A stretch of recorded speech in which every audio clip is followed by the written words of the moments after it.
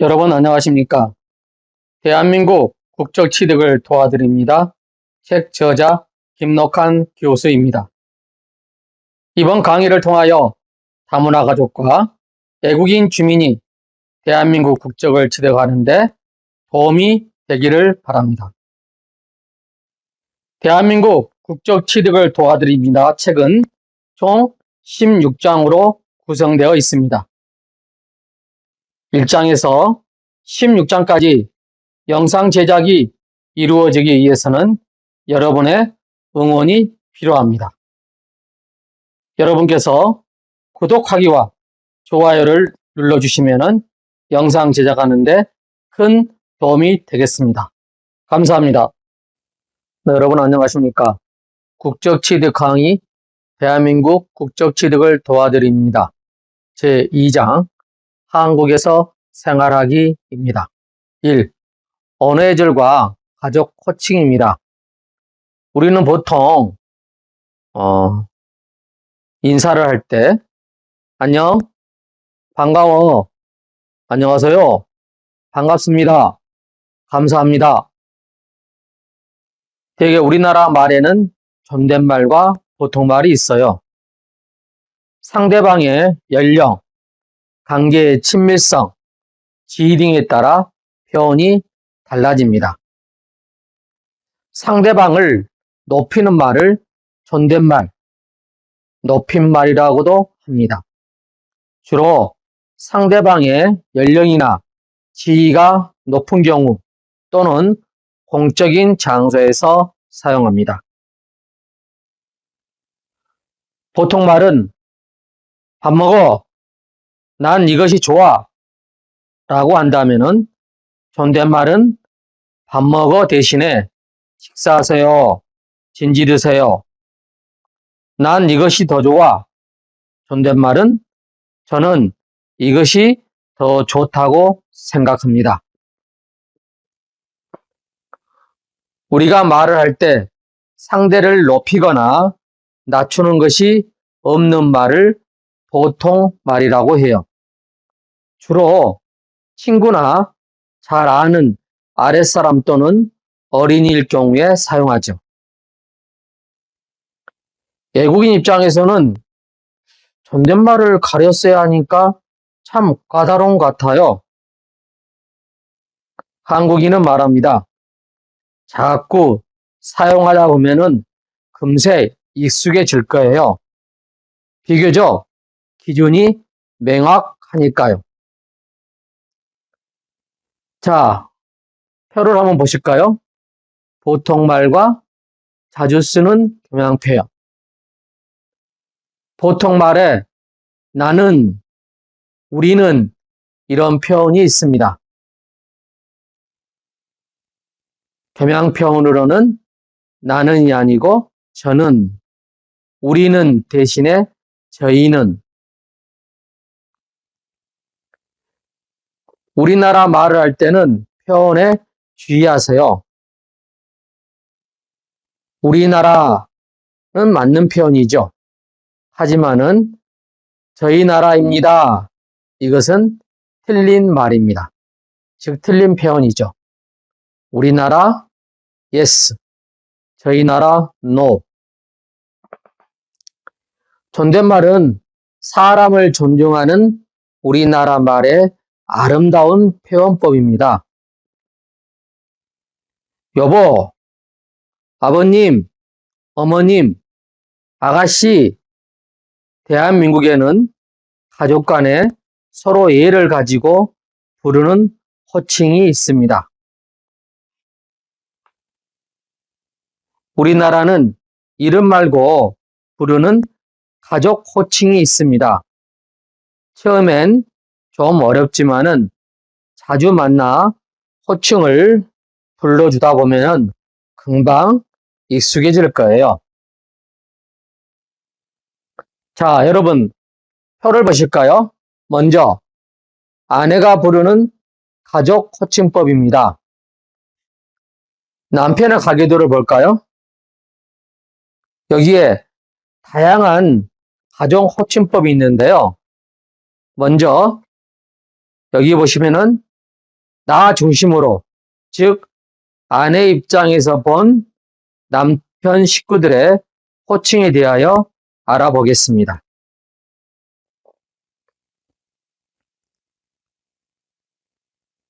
남편, 누님을 부를 때는 형님 하고 부르죠. 자녀들은 고모 하고 부릅니다. 누님 남편을 부를 때는 아주버님 하고 부르죠. 자녀들은 고모부라고 부르죠.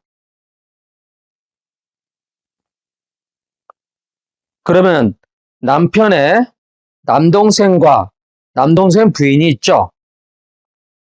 남편의 남동생을 부를 때는 결혼하지 않는 남동생은 도련님, 도련님 하고 부릅니다. 결혼을 한 남동생은 서방님, 서방님라고 부르죠. 그러면 자녀들은 어떻게 부를까요? 자녀들은 남동생을 부를 때는 작은아버지, 작은아버지라고 부릅니다. 남동생 부인을 부를 때는 동서라고 부르죠. 동서 이렇게요. 자녀들은 작은어머니, 작은어머니라고 부릅니다. 아내 입장에서 본 남편 누님을 부를 때는 형님, 누님 남편을 부를 때는 아주버님, 여기에 내 자녀들은 고모, 고모부라고 부르죠. 아내 입장에서 남편의 남동생을 부를 때는 결혼하지 않는 남동생은 도련님, 결혼을 한 남동생은 서방님, 내 자녀들은 작은아버지라고 부르죠. 남동생 부인을 부를 때는 동서, 동서, 내 자녀들은 작은어머니라고 부릅니다. 자, 그러면은 남편이 부르는 가족 호칭법입니다. 아내의 가계도를 볼까요? 남편 입장에서 본 아내 식구들의 호칭에 대하여 알아보겠습니다. 아내의 오빠를 부를 때는 형님, 형님라고 부릅니다. 이때 내 자녀들은 애삼촌, 애삼촌이라고 부릅니다. 오빠 부인을 부를 때는 아주머니, 아주머니라고 부르고요. 내 자녀들은 애숙모, 애숙모라고 부릅니다. 아내에게는 여동생도 있고 남동생도 있습니다. 자, 그러면은 아내의 여동생을 부를 때는 어떻게 불러야 할까요? 아내의 여동생을 내가 부를 때는 처제, 처제라고 부릅니다. 자녀들은 이모, 이모라고 부릅니다. 여동생 남편을 부를 때는 동서, 동서라고 부르고요. 자녀들은 이모부, 이모부라고 부릅니다. 아내의 남동생을 부를 때는 처남, 처남 이렇게 부르죠. 자녀들은 애삼촌, 애삼촌 하고 부릅니다. 남동생 부인을 부를 때는 처남댁, 처남댁이라 부르고요. 자녀들은 애숙모, 애숙모라고 부릅니다. 다시 정리하면은 남편 입장에서 아내의 식구들을 부를 때 오빠는 형님, 오빠 부인은 아주머니, 여동생은 처제, 여동생 남편은 동서, 남동생은 처남, 남동생 부인은 처남댁. 내 자녀들은 아내의 오빠를 부를 때는 애삼촌, 오빠 부인은 애숙모, 아내의 여동생을 처제, 자녀들은 이모, 여동생 남편을 이모부, 남동생은 애삼촌, 남동생 부인은 애숙모라고 이렇게 부릅니다. 참 많이 어렵죠, 여러분? 하지만은 아내 입장에서나 남편 입장에서 보았을 때 부르는 가족 호칭법은 한정되어 있죠. 몇 명 되지 않으니까 몇 번 사용하다 보면은 금방 익숙해집니다. 우리나라에서는 윗사람이나 손윗사람 호칭 뒤에 님을 붙이는 경우가 많아요. 아버지를 아버님, 어머니를 어머님, 형을 형님, 형수를 형수님, 고모를 고모님. 회사나 조직, 모임에서도 마찬가지입니다. 부장님, 결제해 주세요.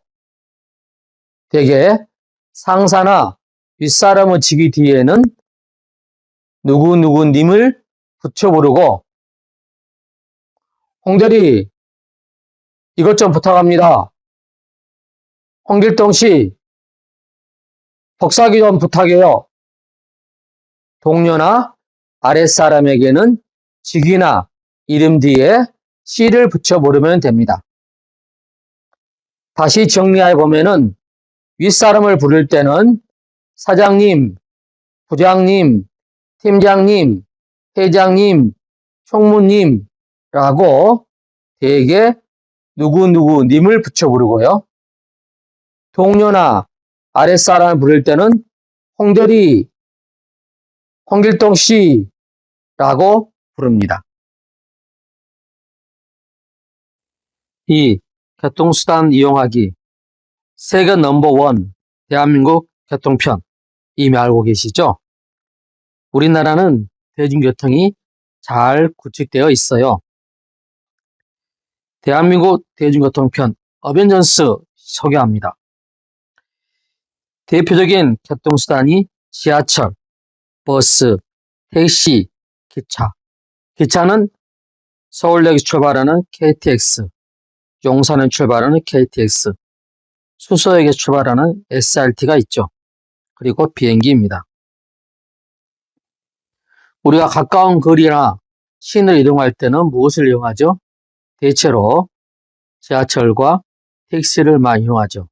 또는 시내버스, 마을버스, 어떤 분들은 공유자전거 등을 이용하기도 하죠. 여러분, 서울 지하철 노선도 보이시죠? 서울 지하철에는 거미줄처럼 지하철이 서울 곳곳을 다니고 있습니다. GTX는 수도권 주요 지점을 연결하는 수도권 광역 급행철도입니다. 지하 50에서 60m 깊이에 있는 열차 승강장과 지하 터널을 초고속으로 달려요. 자, 여러분은 전국 방방곡곡 멀리 갈 때는 어떤 대중교통을 이용하면 좋을까요? 저는 주로 장거리에는 기차, KTX나 SRT 등을 이용합니다. 또는 시외버스나 고속버스도 이용하고요. 비행기, 배 등을 이용하기도 하죠. 기차는 안전하고 빠른 교통수단입니다. 고속철도, KTX나 SRT, 그리고 새마을호, 무궁화 기차 등이 전국 곳곳으로 뻗어 있는 레일위를 달립니다. 대중교통 이용요금은 얼마나 될까요? 대중교통을 이용할 때는 주로 교통카드를 사용합니다.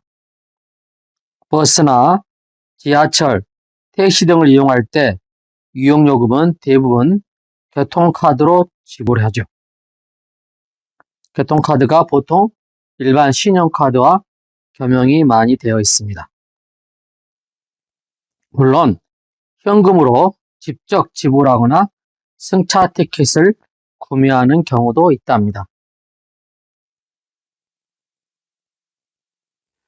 교통카드는 일정한 금액을 교통 전용카드에 충전해 사용하는 교통카드가 있고요. 신용카드는 신용카드 안에 교통 결제 기능에 있는 신용카드를 사용하기도 하며 스마트폰으로 교통 결제 기능이 있는 스마트폰을 사용하기도 합니다. 대한민국에는 환승 할인 제도가 있다면서요? 네, 맞아요. 다른 교통수단으로 갈아탈 때 요금을 할인해주는 제도예요. 와우, 교통비를 아낄 수 있겠네요. 네, 그렇습니다. 환승 할인 제도에 대하여 자세히 알아보겠습니다.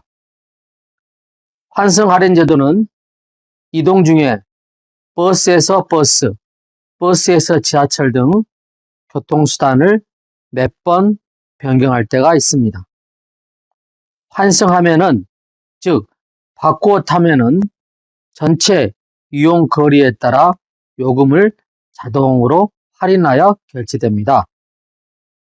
그래서 대중교통을 이용하는 사람들의 교통비 부담을 덜어주는 제도죠. 이상 교통수단 이용하기를 알아보았습니다. 3. 쇼핑생활과 배달문화입니다. 여보, 우리 시장에 갈까요?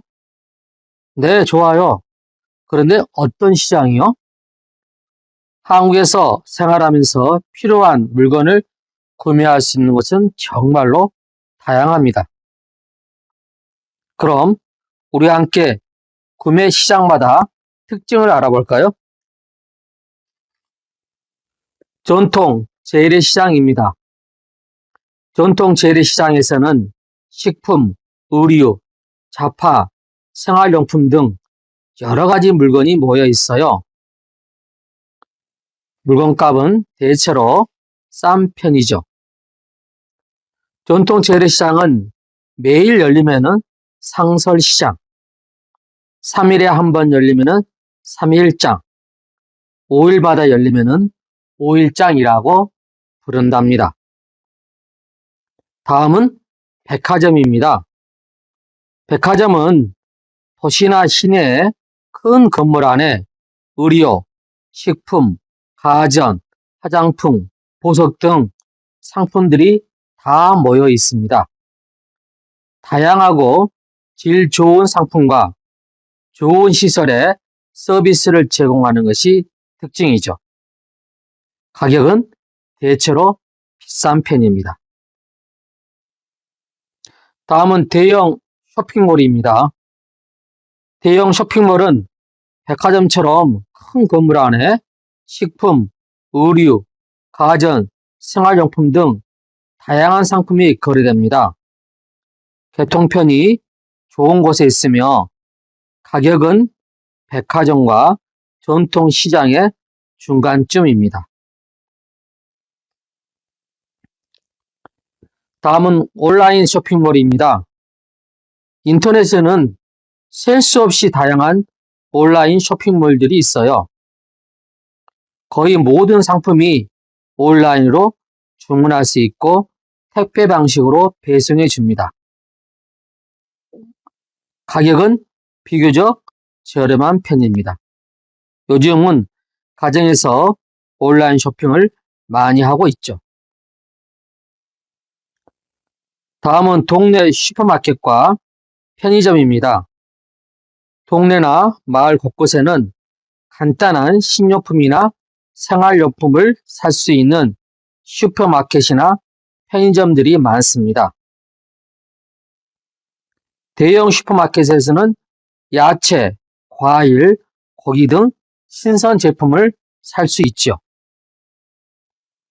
편의점의 경우 24시간 운영하는 곳이 많아 언제든 쉽게 간단한 생활용품을 살 수 있답니다.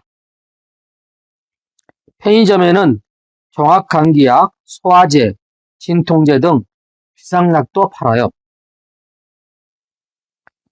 다음은 홈쇼핑입니다. 여러분 TV 홈쇼핑 들어보셨죠? 집에서 텔레비전으로 쇼핑을 할 수 있답니다. TV에서 소개하는 상품 광고를 보고 즉시 전화나 인터넷으로 주문하면 됩니다. 의류, 식품, 화장품, 가전제품, 보험, 여행상품 등 다양한 상품을 주문하면 배달해 줍니다. 다음은 벼룩시장입니다. 벼룩시장은 가끔 주민들이 동네 놀이터나 아파트 단지 내에서 중고 물품을 사고 파는 시장을 열기도 합니다. 네, 중고품 온라인 마켓도 있네요. 우리나라는 중고품을 사고 파는 온라인 직거래 마켓도 많습니다. 사용하지 않은 물품까지 매우 싼 가격으로 살 수도 있죠. 중고 직거래는 꼭 직접 눈으로 물건을 확인한 후 구매하는 게 안전하답니다. 끝으로 음식 배달 앱입니다. 대한민국은 음식 배달 문화가 매우 발달한 나라입니다. 다양한 배달 앱을 통해 지역에 있는 대부분 음식을 집에서 배달시켜 먹을 수 있죠. 배달료는 별도 요금으로 부과됩니다. 여보, 쇼핑할 때 반드시 현금을 챙겨와야 하나요? 네, 우리나라에서는 대체로 신용, 현금카드를 더 많이 사용해요. 쇼핑할 때 주의할 점이 있나요? 네, 구입처에 따라 같은 물건도 가격차가 많이 나죠. 가격과 품질을 꼼꼼하게 따져 비교해보고 구매해보세요. 특히 식품의 경우는 유통기한이나 생산 일자를 꼭 확인해야 합니다. 그리고 구매 후에는 영수증을 잘 챙겨두어야 물품 교환이나 환불 받을 수 있어요. 팁입니다. 물건 구매로 피해가 발생했을 때 도움을 요청할 수 있는 소비자 보호기관이 있습니다. 하나, 한국소비자원입니다. 전화는 1372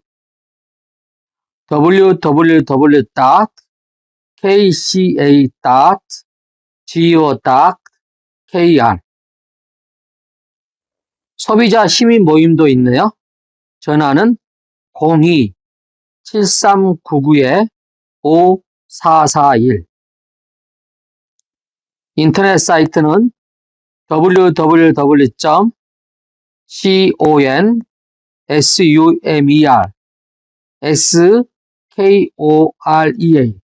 consumerkorea.org입니다.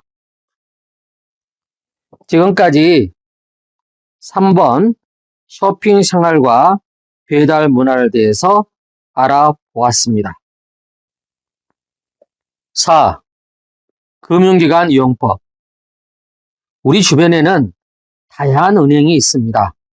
우리나라의 대표적인 은행으로는 국민은행, 우리은행, 신한은행, 산업은행, 농협은행 등 시중은행과 경남은행, 강주은행, 제주은행, 부산은행 등 지방은행이 있어요. 이외에 K뱅크, 카카오뱅크, 토스뱅크 등 인터넷 전문 병원도 있죠. 전문 은행도 있죠. 가까운 은행에 가면은 저축할 수 있어요. 또한 저축한 금액을 현금으로 즉시 찾을 수 있어요. 국내에 다른 사람에게 돈을 보낼 수 있어요. 공과금이나 아파트 관리비, 대학 등록금 등을 납부할 수 있어요. 한국 돈과 외국 돈을 서로 바꿔줍니다. 개인이나 기업은 신용도에 따라서 돈을 빌릴 수 있어요. 신용카드나 현금카드를 은행에서 만들어주지요. 은행 업무 시간은 평일 오전 9시부터 오후 4시까지고요. 현금 자동 입출기, 현금 자동 입출금기, 주로 ATM기라고 그러죠. 현금 자동 입출금기가 은행 영업점이나 편의점, 지하철 등에 설치되어 있어요. 은행을 대신하여 입출금이나 송금 등을 ATM기를 이용하여 언제든 편리하게 처리할 수 있죠. 자, 여러분, 금융 거래를 위해 계좌를 만들려면 어떻게 해야 되죠? 먼저 은행에 직접 방문하여 은행 계좌를 만들어야 됩니다. 금융실명제이죠. 금융실명제로 본인 이름으로만 금융거래가 가능합니다. 따라서 반드시 본인 신분증을 준비하시기 바랍니다.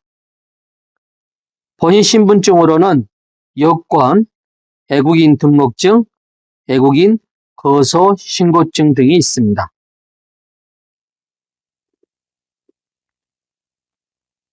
은행 계좌를 만들 때 필요한 경우 인터넷 뱅킹이나 현금, 인출 카드 등도 함께 신청할 수 있어요.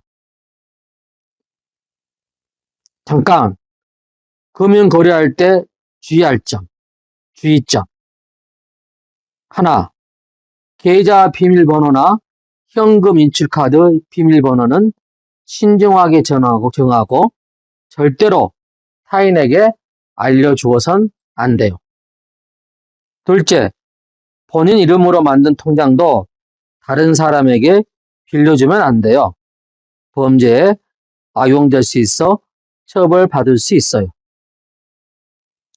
예금자 보호제도입니다.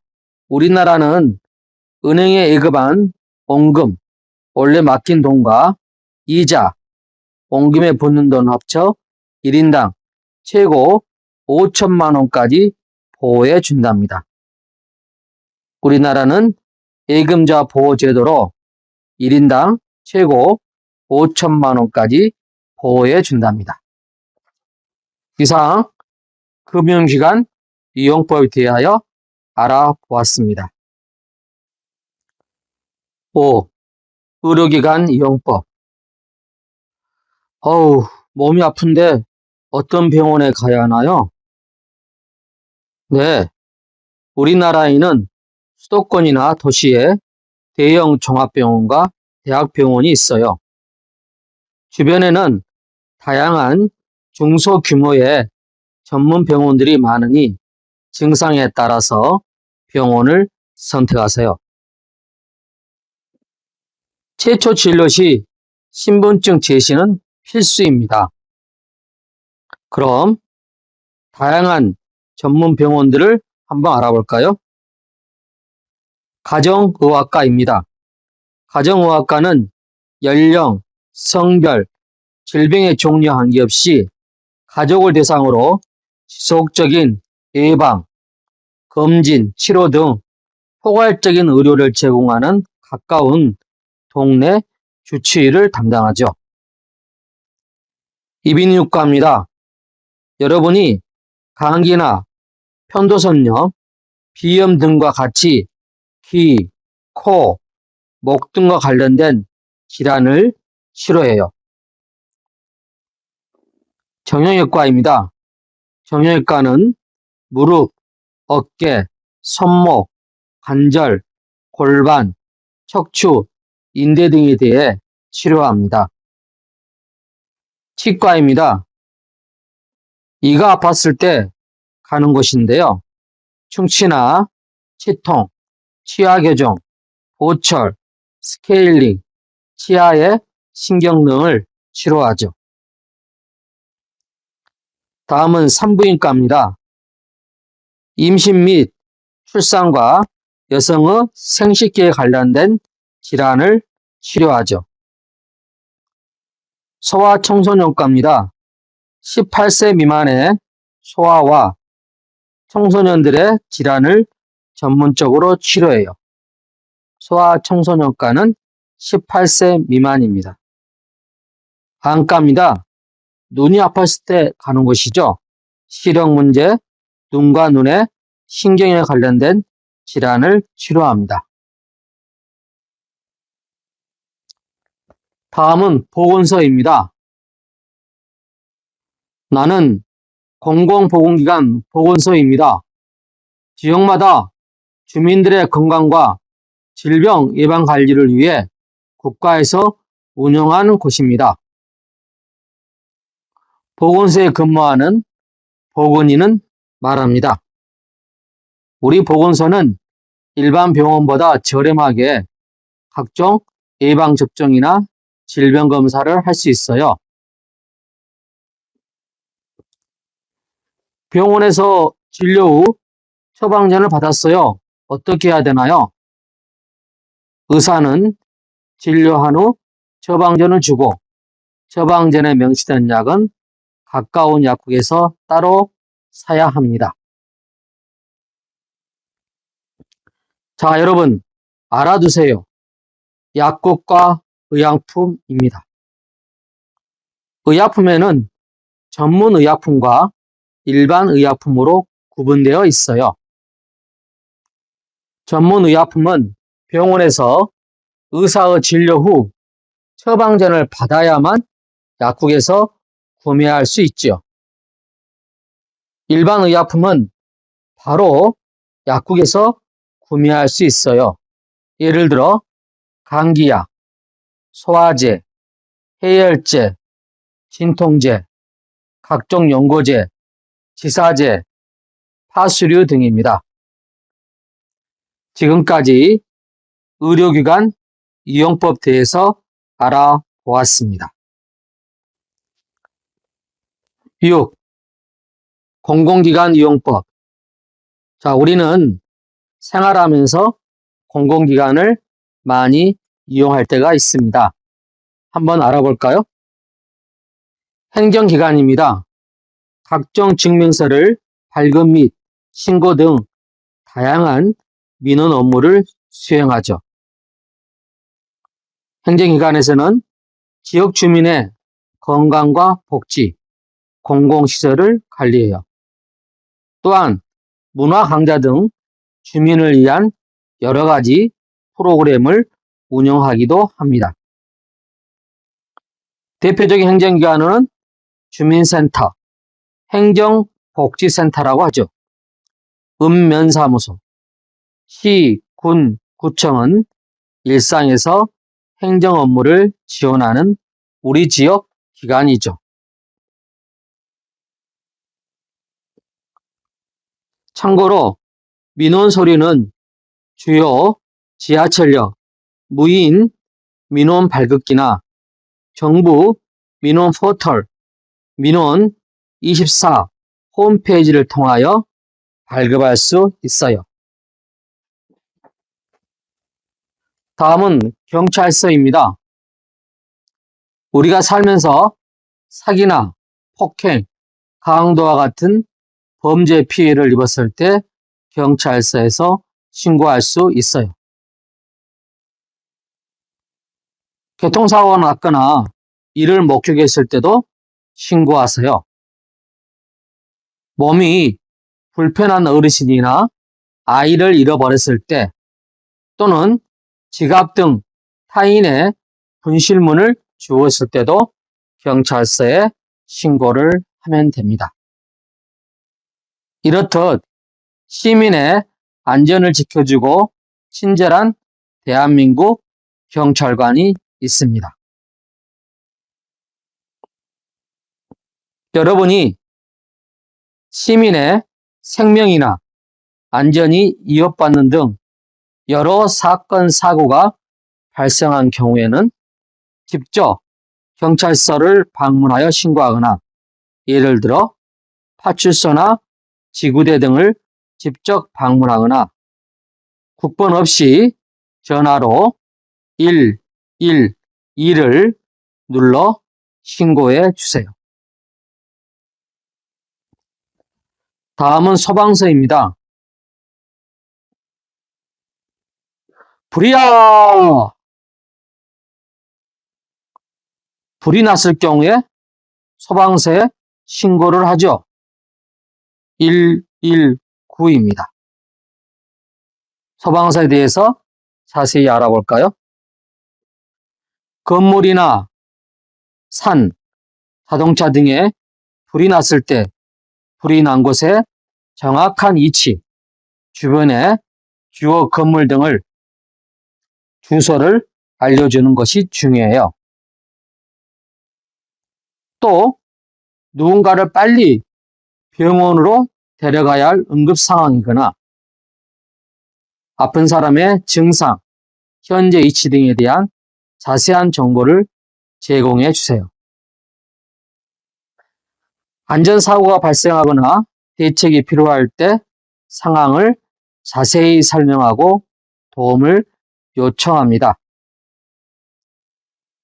국민의 소중한 생명을 지키기 위해 24시간 대기 중에 있습니다. 어디서요? 소방서입니다. 소방서는 여러 가지 위험이나 재난 상황에 놓여 있거나 이를 목격할 때는 국번 없이 119에 신고하세요. 다음은 우체국입니다. 우체국은 국내에 편지나 소포, 택배를 보낼 수 있어요. 일반 우편 보내고요.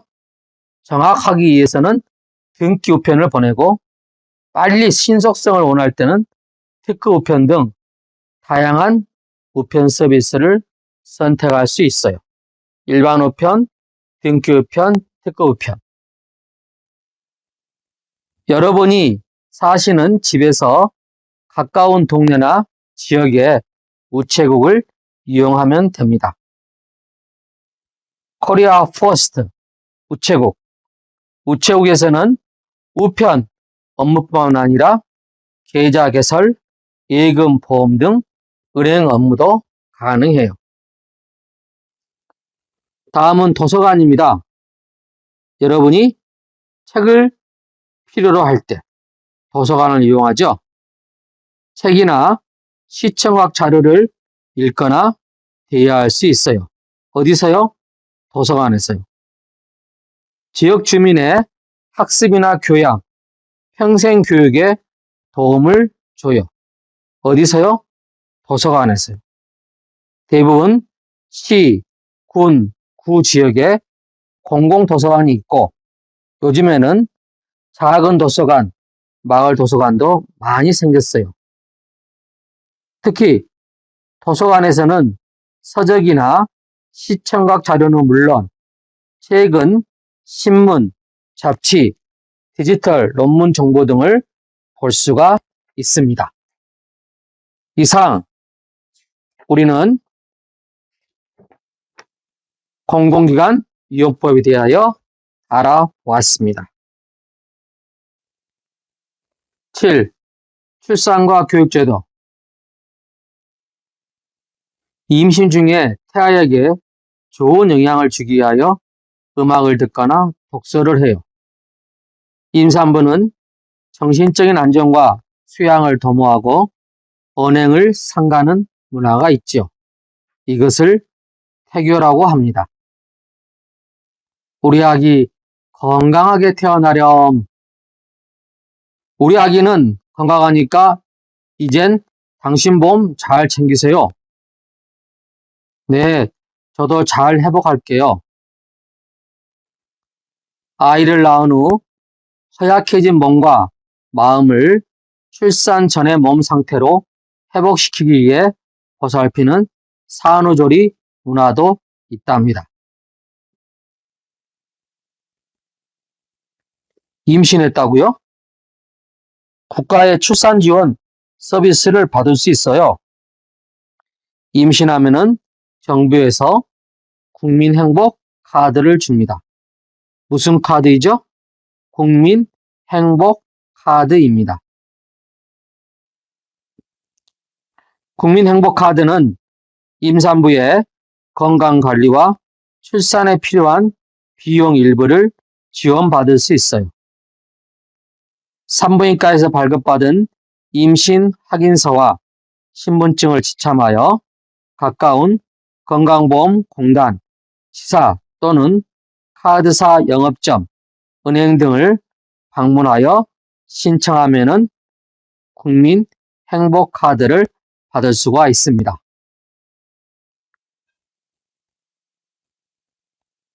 아이를 출산했다고요? 축하합니다. 아이를 출산하면은 국가의 양육 지원제도를 이용하세요.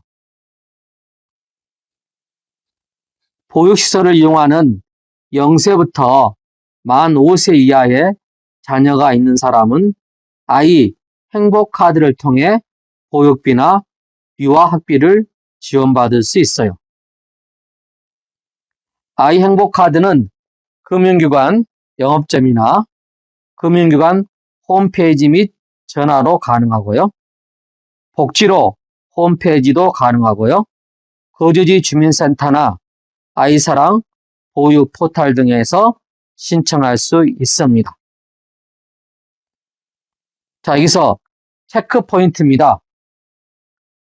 7세 미만 아동이 있는 가정에는 자녀의 나이에 따라서 양육수당을 지원하고 있습니다. 어린이집 등 시설을 이용하지 않는 경우는 아이 행복카드로 양육수당을 신청이 가능합니다. 자, 우리나라 교육의 단계를 알아볼까요? 아이가 출산하여 하면은 이용할 수 있는 곳이 있습니다. 어린이집이죠. 초등학교 취학 전 아이는 어린이집과 유치원에 다닐 수 있어요. 어린이집, 유치원을 졸업하고 초등학교에 입학합니다. 초등학교는 만 6세가 된 날이 속하는 해에 다음해 3월 1일에 입학해요. 초등학교는 만 6세가 된 날이 속하는 해의 다음해 3월 1일에 입학해요.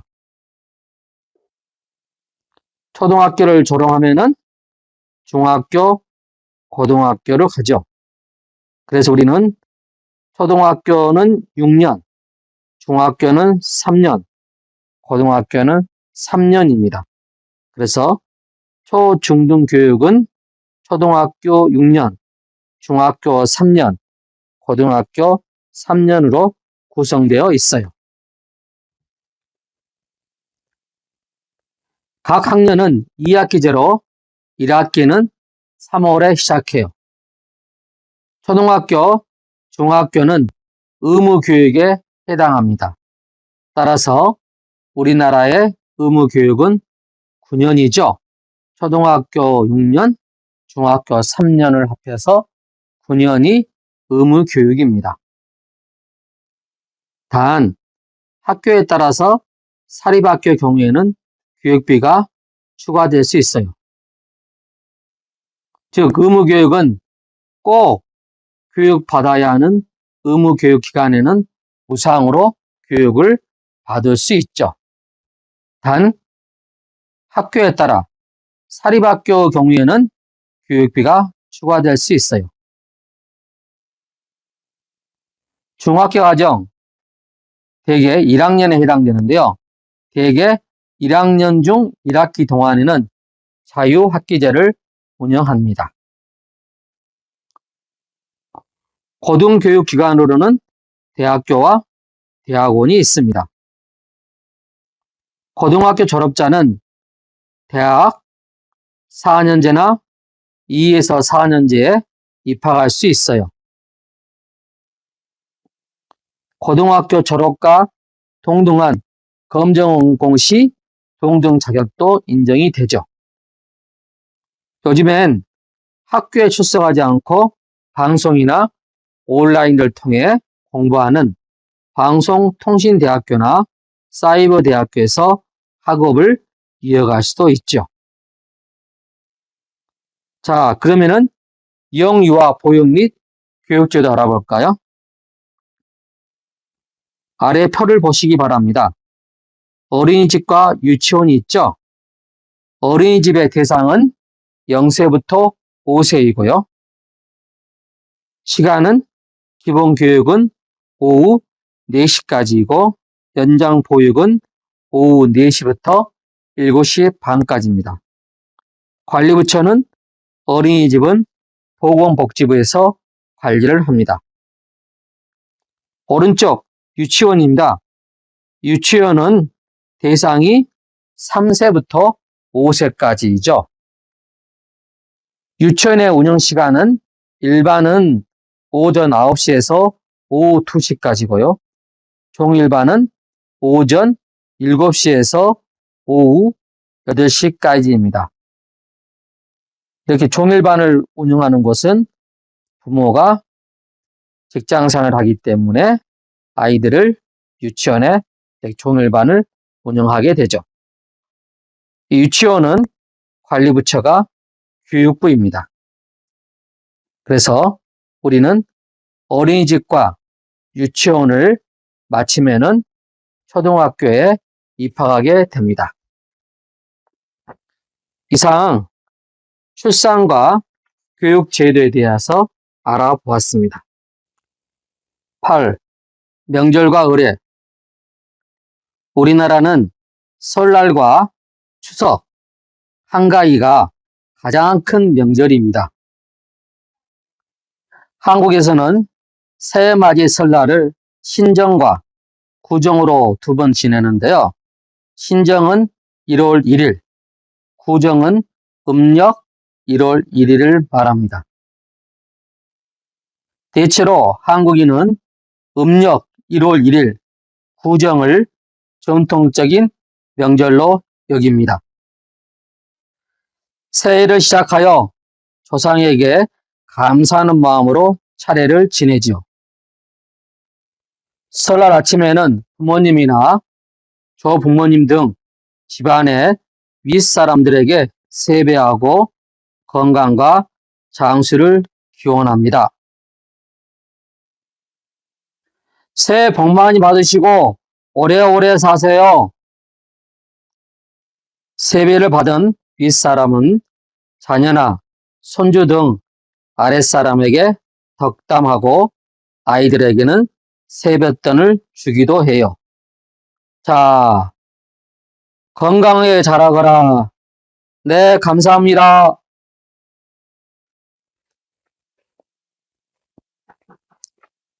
설날의 대표 음식은 떡국입니다. 설날에는 가족과 함께 모여 윷놀이를 하거나 제기차기, 연날리기 등 전통 놀이를 즐기죠. 다음은 추석입니다. 추석은 음력 8월 15일입니다. 추석을 한가위 또는 가배라고도 하죠. 추석은 곡식을 수확하는 시기로 한 해 농사에 대해 감사하는 풍습에서 유래됐지요. 추석 아침에는 햅쌀과 햅쌀이란 그의 새로 거둔 쌀을 햅쌀이라고 합니다. 추석 아침에는 햅쌀과 햇과일, 송편 등 많은 음식을 준비하여 조상님들에게 정성껏 차례를 지내고 성묘를 합니다. 대표적인 추석 음식으로 송편이 있어요.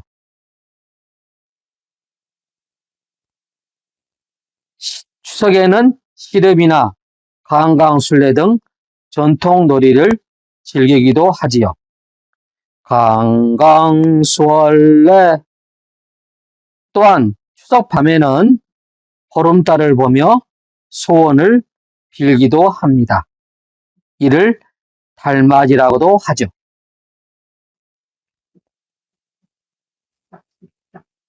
우리나라 사람들은 가족과 친척 또는 친구나 동료와 함께 다양한 축하와 기념 의례를 연답니다. 대표적으로 결혼식이 있죠. 우리 결혼해요.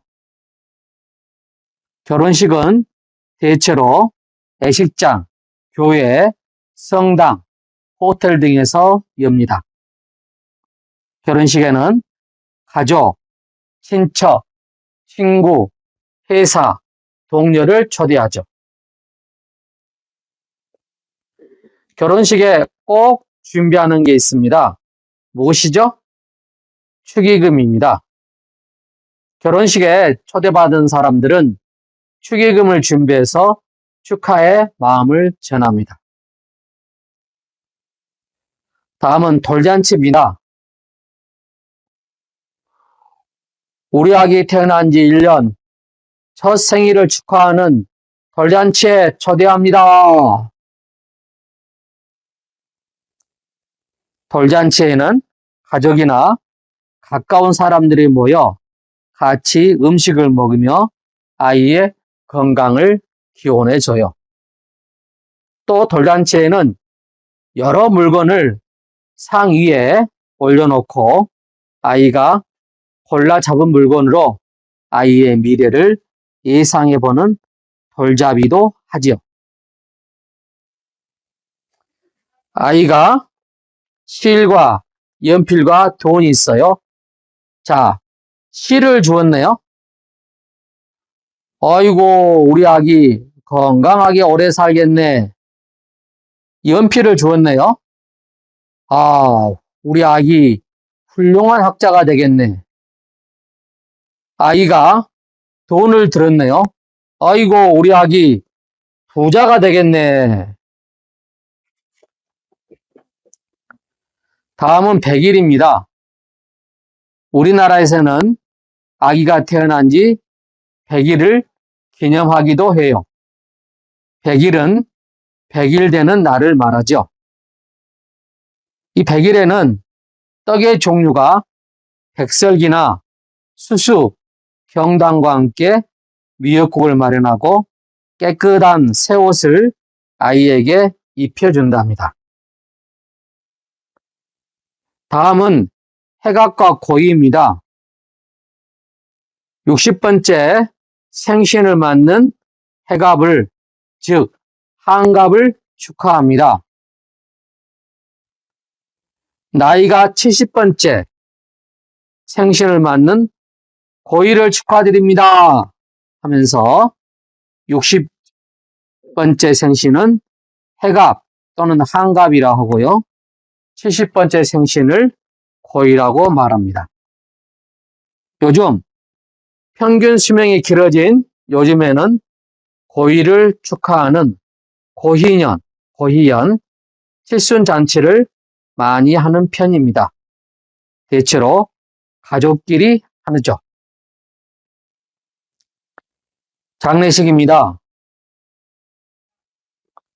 상가 고인의 명복을 빕니다. 사람이 죽었을 때 돌아가신 분을 보내는 의례입니다. 한국에서는 병원이나 장례식장에서 3일 동안 장례 절차를 진행하죠. 즉 3일장이라고 합니다.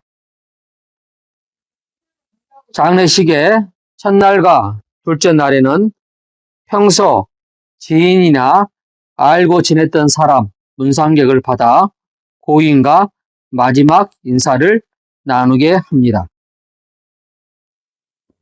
장례식장에 들어가면은 돌아가신 분의 영정 사진을 보고 2번 절하고 돌아가신 분의 가족들에게는 1번 절합니다. 또한 자신의 종교에 따라서 헌화나 묵념을 할 수 있어요. 자, 장례식에는 조의금이 있습니다. 장례식에 방문할 때는 대체로 검정색 계열의 단정한 옷을 입고 조의금을 준비합니다. 조의금은 위로하는 마음을 나타내기 위해 내는 돈이죠. 다음은 제사입니다. 제사는 돌아가신 가족이나 조상을 생각하며 음식을 바치고 정성을 다하는 의례입니다. 돌아가신 날을 기일이라고 그러는데요. 기일에 지내는 제사는 기제사, 명절에는 차례를 지냅니다. 제사를 지낸 후에는 가족들이 모여 음복을 하죠. 음복이란 제사를 마치고 제사 음식을 나누어 먹는 것을 말합니다.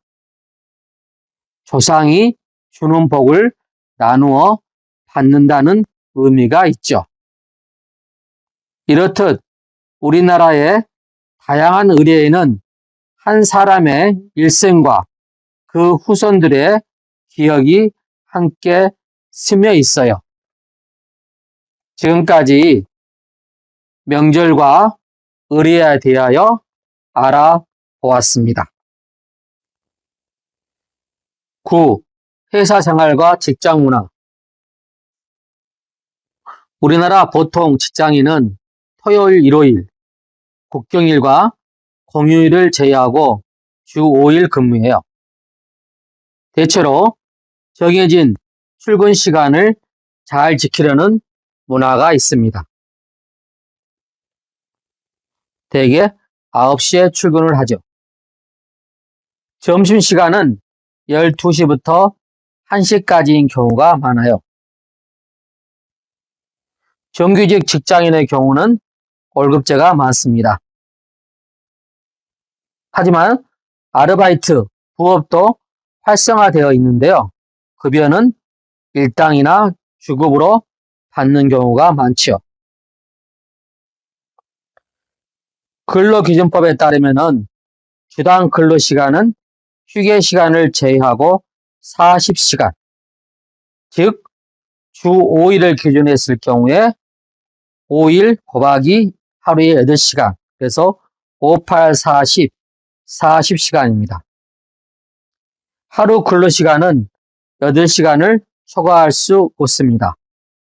다만 노사가 합의 시 주당 최대 52시간, 하루 12시간, 이때 퇴근 후 다음 출근 전까지 연속 11시간 이상의 휴식시간을 보장합니다. 한국 직장인들은 임금, 복지제도, 적성과 자기성장, 개발 기회 등을 종합적으로 고려하여 직업을 선택하지요. 알아두면 좋은 예절 몇 가지 소개하겠습니다. 첫째, 나이와 일한 연수, 연차, 직위에 따라 위계질서가 있는 경우가 많습니다. 둘째, 나이나 연차가 많고 직위가 높은 사람에게는 먼저 인사를 건네고 존댓말을 사용합니다. 셋째, 식사 자리나 음식이 있을 때 연장자나 상사에게 먼저 권하는 문화가 있답니다.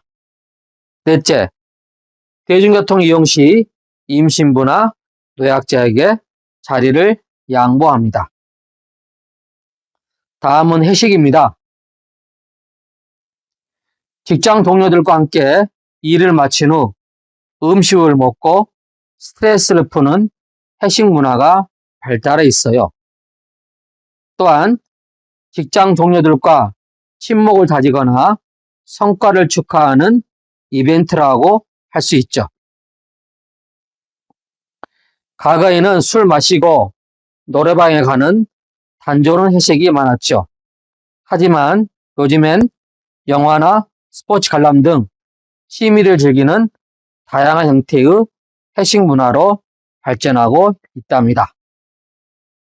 이상 회사 생활과 직장 문화에 대해서 알아보았습니다. 여러분, 강의 듣느라 수고하셨습니다. 이번 강의를 통하여 여러분이 대한민국 국적취득을 하는데 도움이 되기를 바라며 국적취득하여 대한민국 국민이 꼭 되시기를 바랍니다. 대한민국 국적취득을 도와드립니다. 책은 총 16장으로 구성되어 있습니다. 1장에서 16장까지 영상 제작이 이루어지기 위해서는 여러분의 응원이 필요합니다. 여러분께서 구독하기와 좋아요를 눌러주시면 영상을 제작하는 데 큰 도움이 되겠습니다. 감사합니다.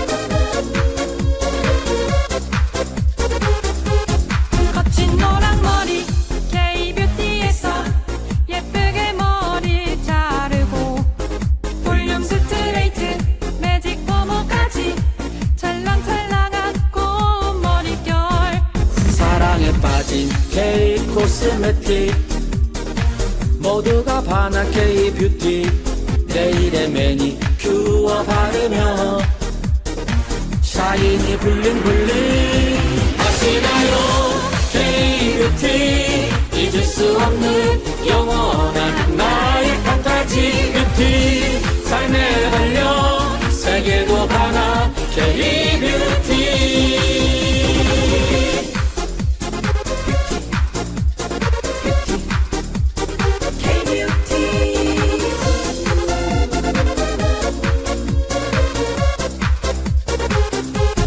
거칠어진 피부 K-뷰티에서 마스크팩을 바르고 수분 영양 빵빵 배곡 같은 피부 자신감 뿜뿜 되는 K-쿠션 빛나게 변신하는 그녀는 언제나 매력있게 보여 러블리한 메이크업 하면 모두가 사랑해요 아시나요 K-뷰티 잊을 수 없는 영원한 나의 판타지 뷰티 삶에 달려 세계도 반한 K-뷰티